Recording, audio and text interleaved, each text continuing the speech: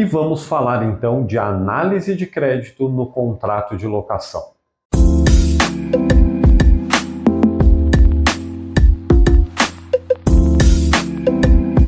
Para mim, é a fase mais importante dentro de um contrato de locação.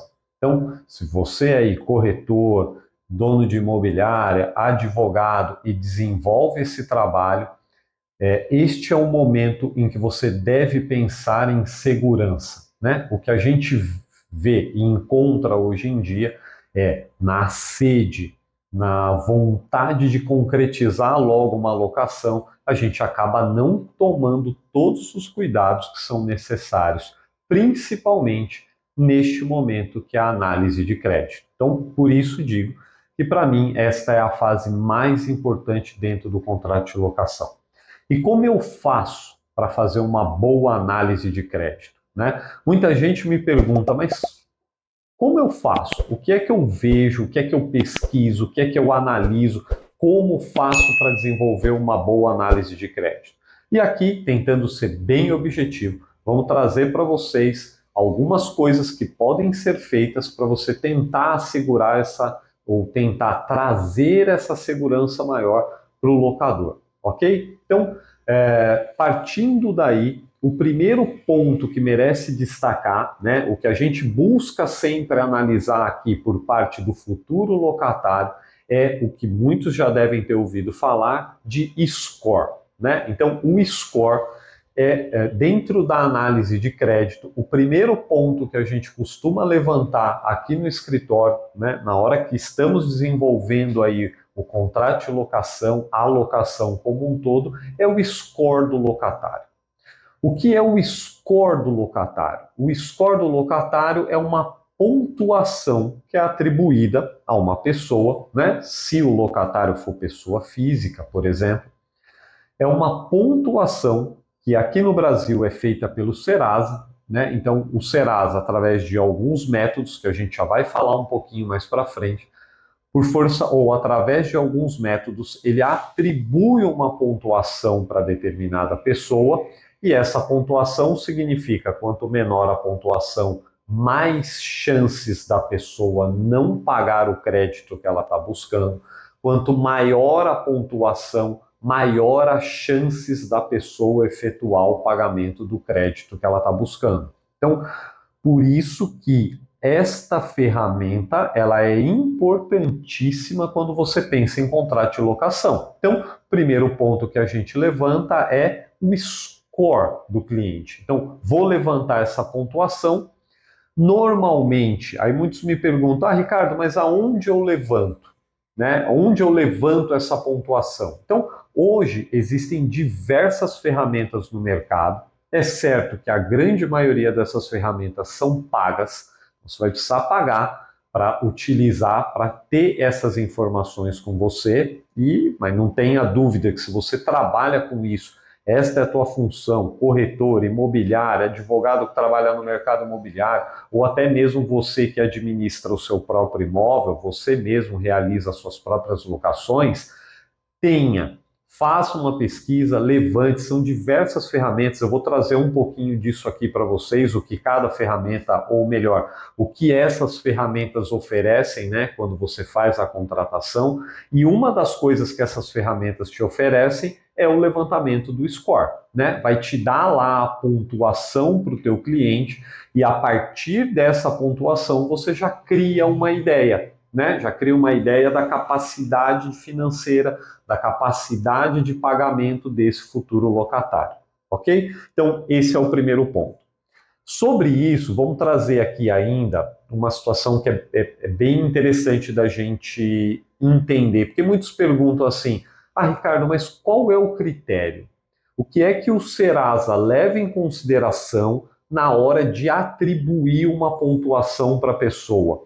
Porque a gente já ouviu muito aqui no escritório de pessoas reclamarem, de falarem, mas minha pontuação é muito baixa e eu nunca tive o nome sujo ou negativado. Então essa é uma reclamação que é frequente e comum de nós ouvirmos de pessoas que, por exemplo, têm o crédito negado.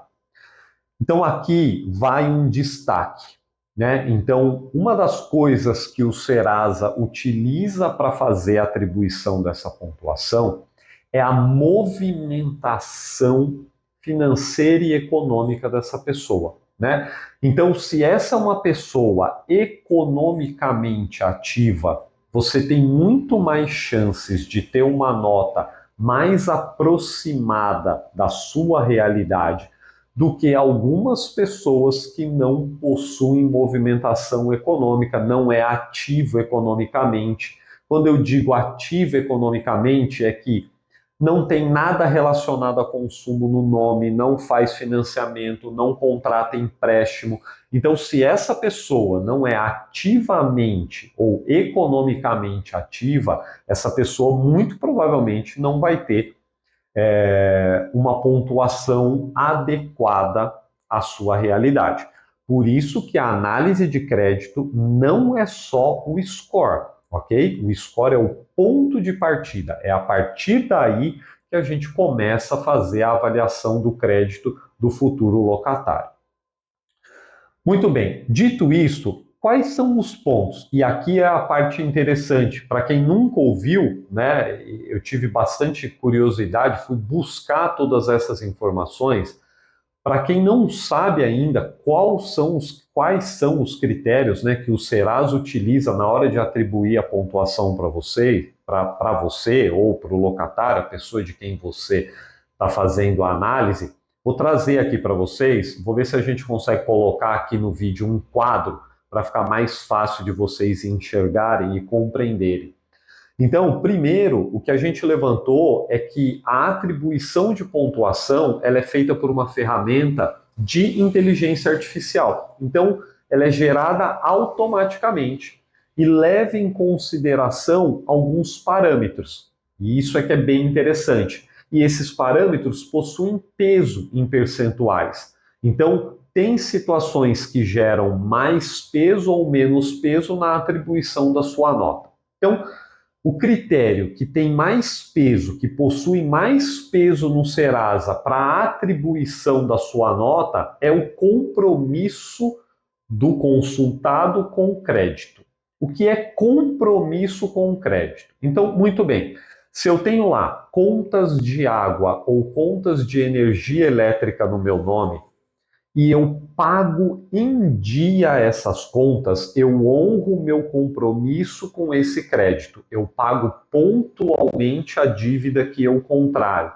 Se eu contrair um financiamento, se eu contrair um empréstimo, se eu tenho cartão de crédito, tudo isso o Serasa leva em consideração o meu compromisso com o crédito, o quanto pontual eu sou com o pagamento dos meus créditos, com o pagamento das minhas dívidas. Olha que informação importante. Tanto é que dentro dessa análise do crédito, de crédito que eu estou trazendo para vocês, isso representa 55% de peso na atribuição de uma nota. Então, se você tem dívidas e honra pontualmente essas dívidas, você já sai de uma nota ou já sai com uma nota bem elevada no critério de avaliação do Serasa, ok? Então, esse é o primeiro ponto. Segundo ponto que é levado em consideração na hora de atribuição da sua pontuação é o registro de dívidas e pendências. Claro, faz todo sentido. Então, o primeiro critério com peso de 55% é se eu pago pontualmente minhas dívidas. Se eu não pago pontualmente, automaticamente eu tenho dívidas, débitos. E se esses débitos são levados a protesto, a negativação, a inclusão do meu nome no Serasa, a ações judiciais de cobrança, ações de execução, se isso acontece, 33% do todo o Serasa considera essa parte de débito tem peso de 33% na atribuição de nota. Então, olha como também pesa. Mas percebem como pagar em dia suas contas tem um peso muito maior do que ter os nomes negativados? Então essa ferramenta, o que ela faz? Ela faz um equilíbrio, ela faz uma matemática entre essas informações e atribui para você a sua pontuação, ok? Terceiro ponto que o Serasa leva em consideração na hora de atribuir a sua nota: consulta o seu CPF por outras empresas. Pode parecer que isso não tem significado nenhum, mas tem sim. Qual é a justificativa do Serasa para esse ponto, para esse parâmetro? É que, normalmente, se as empresas que pesquisam são empresas de crédito, significa que há um risco muito alto de que essa pessoa esteja buscando empréstimos. Claro que há exceções, mas o Serasa disse que isso é levado em consideração. Mas quando há muitas empresas de crédito buscando informações, o Serasa eleva o risco dessa pessoa por entender que há um risco grande dessa pessoa buscar vários créditos ao mesmo tempo. E isso faz com que derrube também a sua nota de score, o seu score, essa sua pontuação. E por fim, o quarto parâmetro que o Serasa também entende ou leva em consideração para atribuir a sua nota é a evolução financeira, né? Que também tem um peso de 6%. Desculpa, não lembro se eu falei do item anterior. A consulta de outras empresas ao Serasa também tem peso de 6%, tá? E a sua evolução financeira, que é todo o crédito que você construiu no teu histórico de vida, desde que você existe para o Serasa, isso é levado em consideração para atribuição de ponto.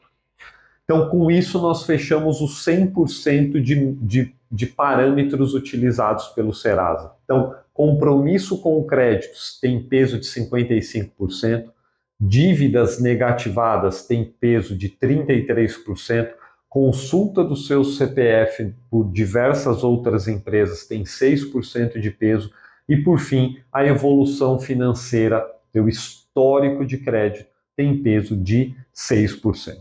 Ok? Muito bem, para quem já fez uma consulta do Serasa de score, sabe como funciona. A partir do momento que eu lanço a pesquisa, vai vir uma pontuação de 0 a 1000. E o resultado dessa pontuação, ela tem um significado, que é o que a gente começou falando no começo do vídeo. Então, olha só que interessante. Se eu tenho de 0 a 300 pontos, em tese, cuidado com isso, porque eu já falei para vocês, se a pessoa não é ativamente ou economicamente ativa, então a gente tem que buscar outros critérios e métodos para avaliar.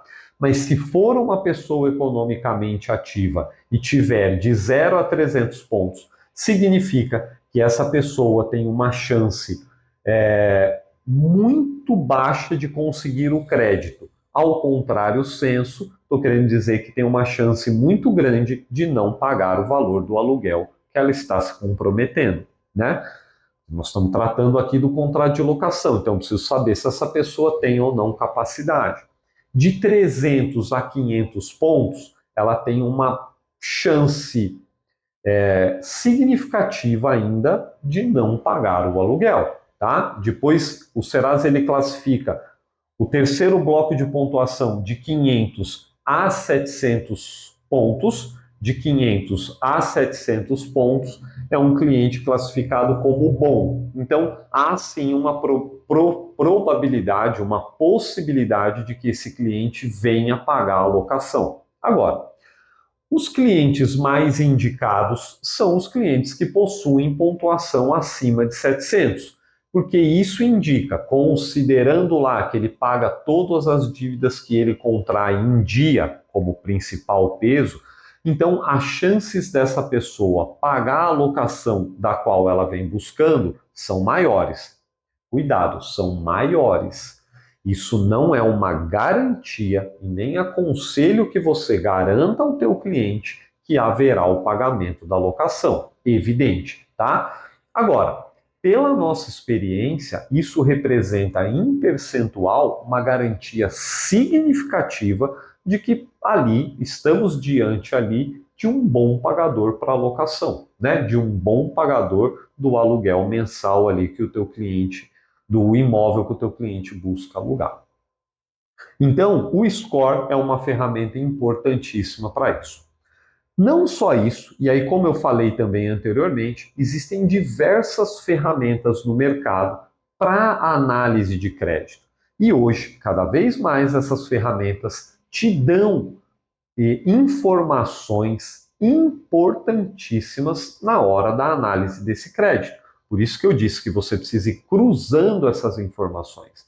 Desde as informações no documento pessoal do inquilino, passando pela análise do score dessa pessoa e indo para as ferramentas de crédito, de análise de crédito, que vão te oferecer e fornecer uma série de informações que vão te ajudar a consolidar essa análise e poder passar com mais segurança para o seu cliente se trata-se de um bom pretendente ali para alugar o teu imóvel ou não, ok?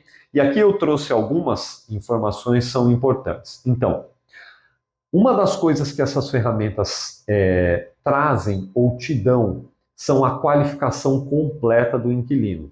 Nome, RG, CPF, data de nascimento, nome de mãe, nome de pai.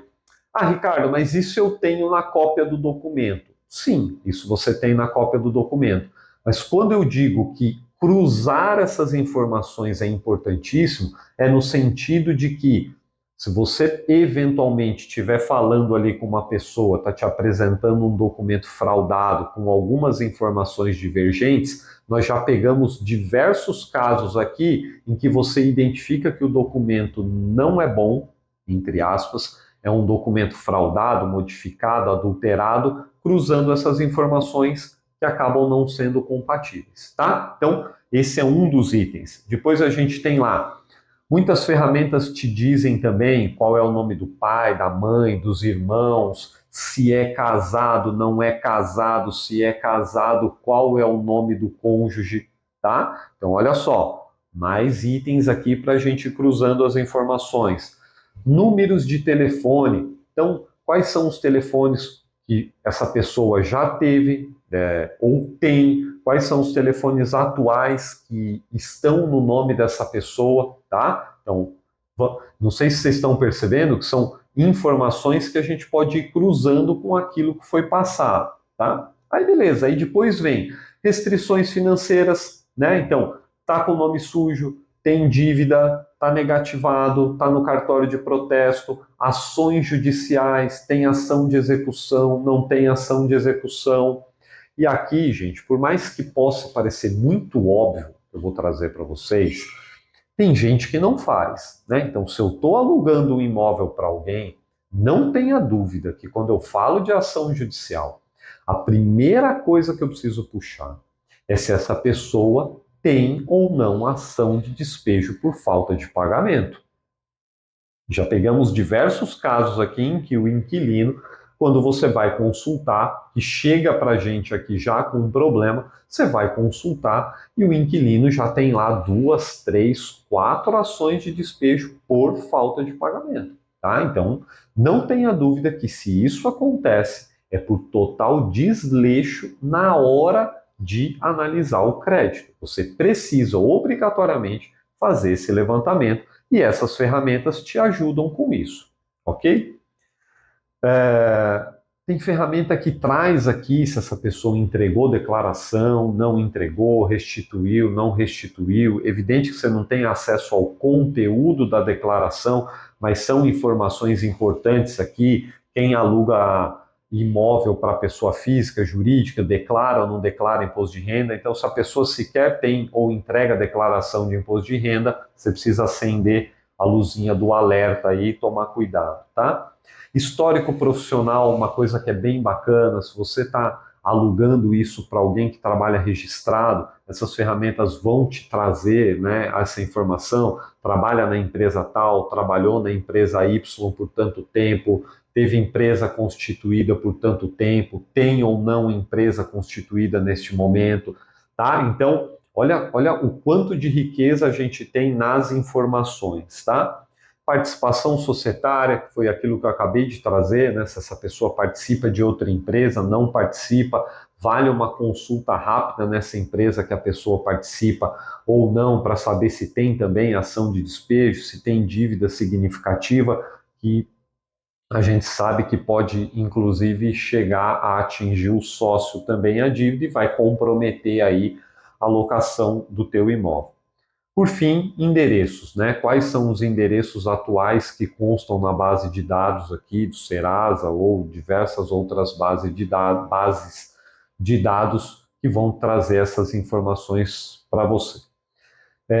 E aqui a gente nunca dispensa, por fim, a análise ou busca de ações judiciais direto pelos sites dos tribunais. Se você é de São Paulo, Tribunal de Justiça de São Paulo, do Rio, Tribunal de Justiça do Rio. Então, uma simples pesquisa com o nome, ou CPF, ou documento da parte, você consegue levantar se existe ou não ações judiciais em nome dessa pessoa ou dessa empresa, tanto faz, ok? Então, tomem cuidado, esses são os pontos na análise de crédito que você não pode abrir mão, não pode deixar de verificar para gerar essa segurança que a gente tanto diz para o seu cliente, se nesse caso aqui for o locador, ok? Curtiu, gostou desse conteúdo? Assina aí o canal, clica no sininho e logo mais a gente traz muito mais novidade aí para vocês.